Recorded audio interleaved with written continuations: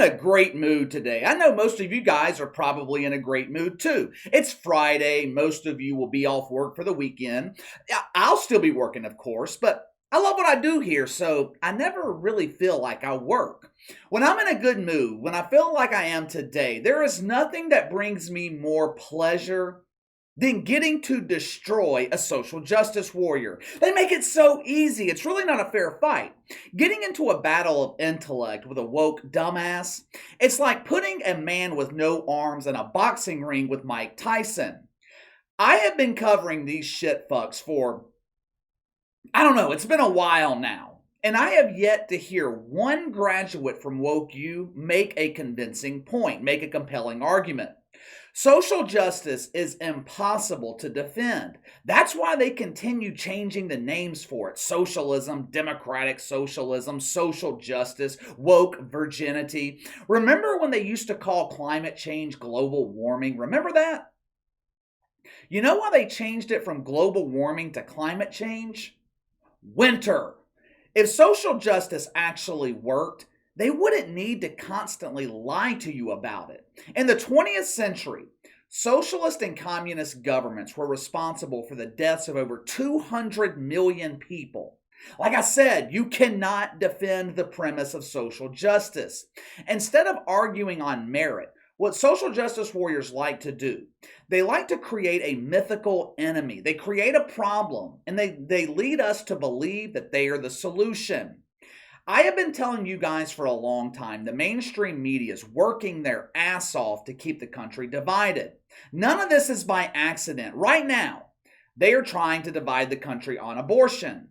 They try to divide us on what's acceptable to teach kids in school. And of course, when all else fails, the woke shitfucks, they can always rely on the mythical R word. Oh, that magic R word. That gives Twitter virgins an instant chub.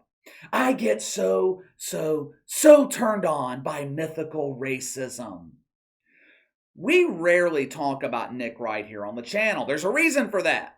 He is completely irrelevant. Nick Wright is a bona fide dumbass. He's a purveyor of propaganda. But his bullshit doesn't reach the masses. First Things First, which is the show Nick Wright hosts on Fox Sports 1, never makes the top 150 shows on cable. Now, he does have a nice following of white privileged losers on Twitter, but for some reason, they don't watch him on Fox Sports 1. They don't watch him on TV. Nick Wright is your average woke beta male. He wants so badly to be Skip Bayless. Can I please sit across from you, Shay Shay? I need to atone for my white privilege. Shay Shay, I promise. You can use 3 fingers when giving me a woke hug. Nick Wright is a proud graduate of Woke U. He graduated with honors in recognizing your white privilege. He gave us a shining example of what he learned at Woke U this morning on First Things First, which if I had to guess, was watched by around 50,000 people. But don't worry, Bomani Jones. Bobo, you are okay. I am not going to let Nick Wright steal your crown for the biggest, huge, embarrassing failure. That honor will soon be given to the ladies of the WNBA. Nick Wright sucks so bad, I need to create a separate category for him. Perhaps I'll call it Man Only Rachel Levine Can Love. I think Rachel Levine and Nick Wright would make a cute couple. Maybe they could even procreate. After all, according to that dumbass who testified before Congress earlier this week, men can have babies. If Nick Wright and Rachel Levine had a baby, it would come out looking like Leah Thomas. It would have Nick Wright's hair and Rachel Levine's propeller. But anyway, on First Things First this morning, the topic of paying college athletes came up, the NIL system. Nick Saban and Jimbo Fisher, they have been going back and forth on this all week. Now, me personally, I think paying college athletes is far overdue. For decades, college football and basketball have been run like a socialist country. The top programs like Alabama, Ohio State, Michigan, the top programs, they get all the 5-star recruits, while the bottom 95% are left with the scrubs. Once you allow college players to be paid, it levels the playing field. It's run more like a free market system. Now, there are obvious problems with the NIL system right now. Tweaks need to be made to it, but the system for college sports, for major college sports, the NCAA, It has been antiquated for some time now. We need to start treating big time college sports like what it really is, the minor leagues of the NFL and NBA. Now, there are many detractors who feel like college athletes are paid enough through scholarships, free room and board. Nick Wright is not one of them. Me and Nick Wright actually agree on the issue of paying college athletes. However, that is where the agreement ends. I want you to listen to why Nick Wright believes college athletes have not been paid until now. Oh, it is a good one. When you graduate from Woke U, you not only receive the customary woke hat, it's beautiful, isn't it? Lovely, lovely woke hat. But you not only receive that when you graduate from Woke U, you get the woke hat, obviously, but they also give you the woke hug initiation, and depending on the day, it could be either Bomani Jones or Jamel Hill performing the ceremony. They also give you your woke diploma, but the most important thing you receive as a graduate from Woke U is the Magic Woke 8 Ball. This is critical. This is important. The Magic Woke 8 Ball, it's what all social justice warriors use as a guide to figure out how to put their woke spin on any issue. Now, us normal people, we wake up in the morning, we brush our teeth, we take a shower, we go through our normal morning routine. When a shitfuck like Nick Wright wakes up in the morning, he immediately gets on his knees and prays to the pot-planted ficus. Dear ficus, please watch over and protect me today as I dangerously wander into this freedom-loving society. Please help me to acknowledge my white privilege and open doors for all people except evil white people. Once the woke prayer is completed, Nick Wright, he shakes his Magic Woke 8 Ball. This morning, the 8 Ball landed on the mythical R word, racism. Watch Nick Wright go on a 2-minute diatribe on how racist college sports are to young black men. Now, normally I would break this up into segments, but I want to play this full clip uninterrupted. Roll the film. We are a country that hates regulation and loves free markets, even if it will be the death of all of us. That's the road we've decided to go down. And it is not lost on me that the only place, and I'm not talking about you at all here, Wilds, but the general sporting public wants extra regulations and extra rules, is keeping their thumb on men's college football and basketball players. Because there is an undeniable, and always has been, incredibly uncomfortable racial context of the guys. It is young black men, mostly black men from mostly really tough circumstances, generating billions of dollars. And who's sharing in that? An overwhelmingly white administration, an overwhelmingly white coaching staff, and overwhelmingly white non-rev sports. How do we pay for the tennis team and the golf team? Men's football and basketball. What do they get? A scholarship. What do they get? A scholarship. Be happy. We pulled you out the hood. Maybe you'll have a better life if you make the league or do something with your education. But what about right now when I'm generating all this money? What about right now when I could pull my mom and my brother out of the hood as well? Well, you're going to have to wait on me.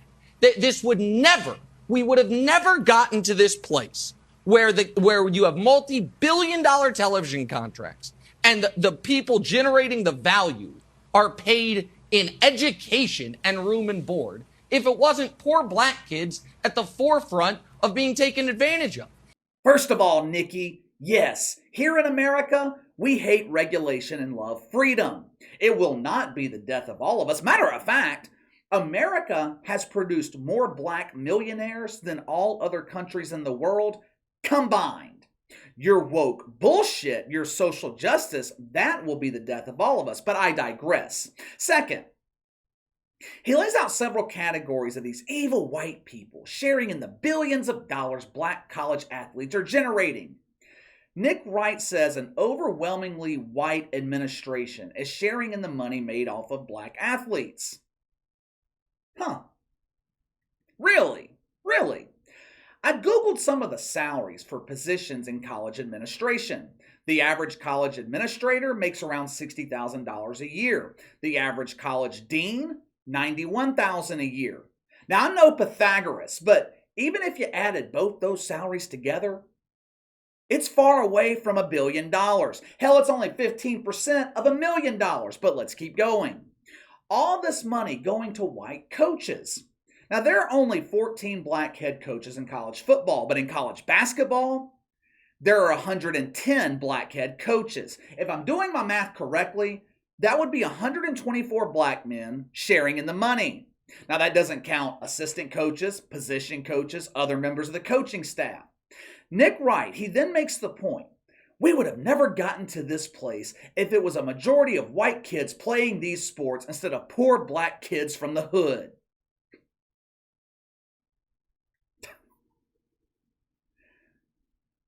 You know, this is further proof that social justice warriors have no clue how business works. They have no clue how capitalism, free market, they have no clue how it works. College sports is a business. Businesses want you to make as much money for them as possible while paying you as little as they can. Race has nothing to do with it. College football could be nothing but white players. Colleges, universities, they would pay them in scholarships for as long as they could get away with it. They would exploit them for as long as they can. Here we have college athletes, though, being paid, in some cases, over $1 million, most of them young black men. And somehow, it's racist. These people always find a way to inject race into the conversation. White people have been exploited by big business for decades. Hell, all races of people have been exploited. Money doesn't see color. And you know, I find it ironic. Woke shitfucks like Nick Wright, Colin Kaepernick, they claim the NFL's modern day slavery. They look at these black men as property. They treat them like cattle. They get bought. They get traded. It's slavery, damn it. But when it comes to college football, college basketball, and players are essentially being bought right now by the highest bidder, it's not slavery then. No, we don't call that slavery. We call it nil. This is another case of fake racism. It's Nick Wright, a pathetic white apologist, a beta male who worships Skip Bayless. It's Nick Wright sitting on the Titanic at the bottom of the woke sea, screaming that it's on fire while surrounded by water. But let me know what you think. Nick Wright injecting race into a conversation that has absolutely nothing to do with race. Sound off in the comments below. Make sure to like and subscribe. Click the notification bell to receive all notifications from the channel. Best way to contact me is by email at btlkc84@gmail.com, KC_BTL84 on Twitter. Enjoy your weekend. I'll see you guys tomorrow.